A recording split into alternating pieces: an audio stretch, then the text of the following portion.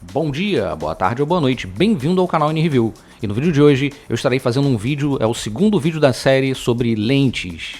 E em cada vídeo eu vou abordar temas diferenciados para você aumentar o seu conhecimento ou para você que não tem nenhum tipo de conhecimento ter pelo menos informações objetivas sobre alguns temas.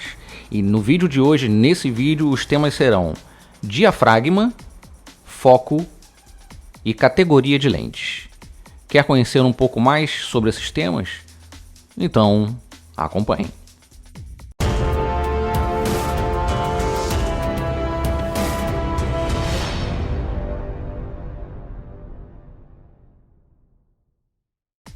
Diafragma.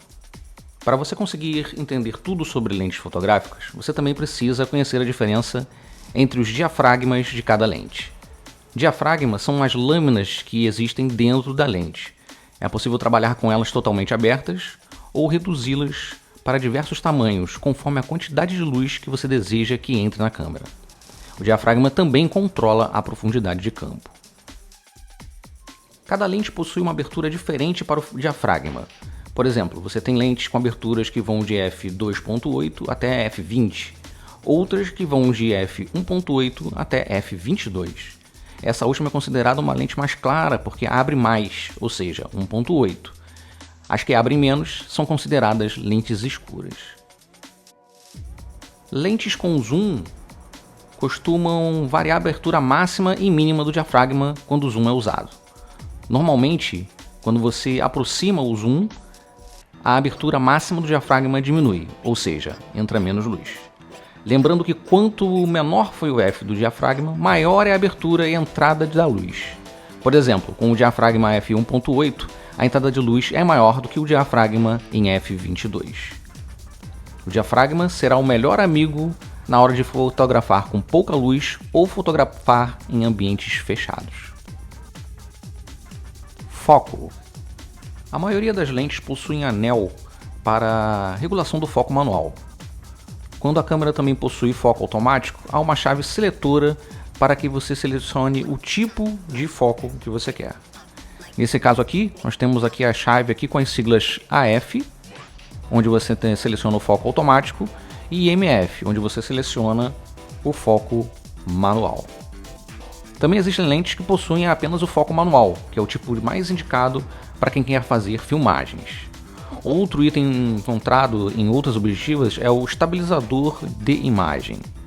Assim, se você usar uma velocidade do obturador baixa, você pode ativar o estabilizador para não deixar a imagem tremida. As siglas que representam o estabilizador de imagem variam conforme a marca da lente e do fabricante. Em algumas marcas chamam de IS, que é aqui o stabilizer, aqui nessa lente da Canon, que é indicada também aqui, ó, Image Stabilizer, vem escrito na lateral, e aqui na boca você consegue identificar aqui a sigla IS. Tá? E para você ativar, basta selecionar aqui a chave ligada ou desligada para a estabilização.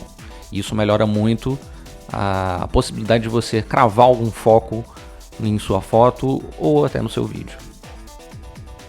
Categorias de lente.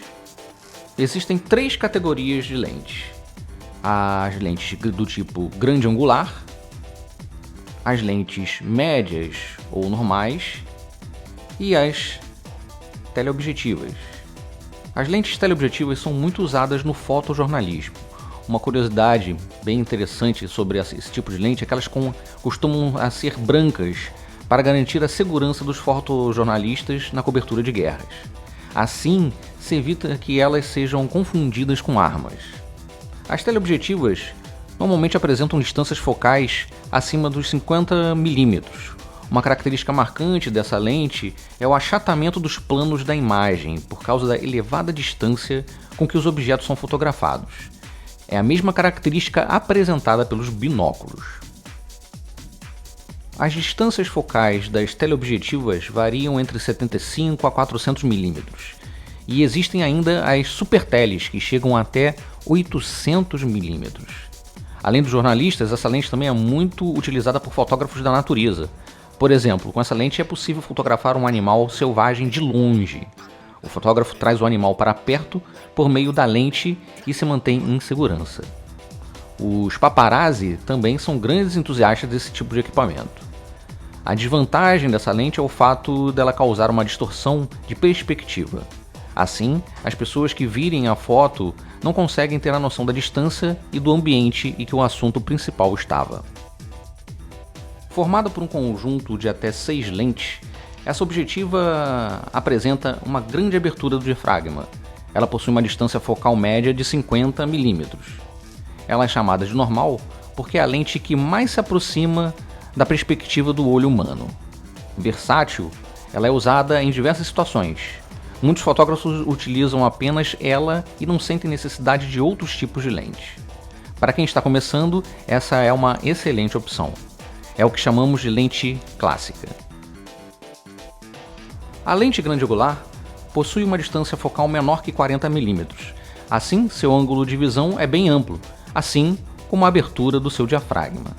Ela costuma dar uma sensação de imersão muito interessante para quem está vendo a foto ou assistindo ao vídeo, pois possibilita englobar vários aspectos do ambiente.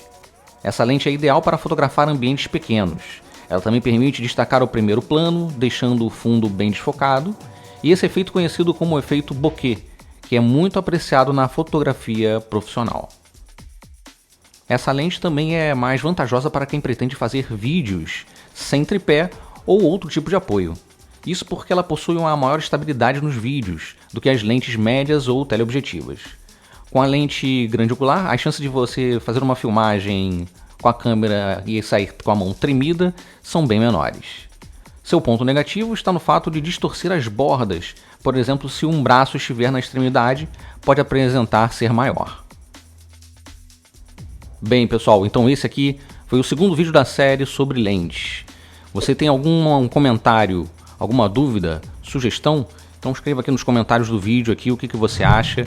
Você quer falar sobre algum tema específico, alguma coisa que não foi tratada até aqui, algum tema que já foi tratado, mas que você queira ter mais detalhes, dúvidas, sugestão?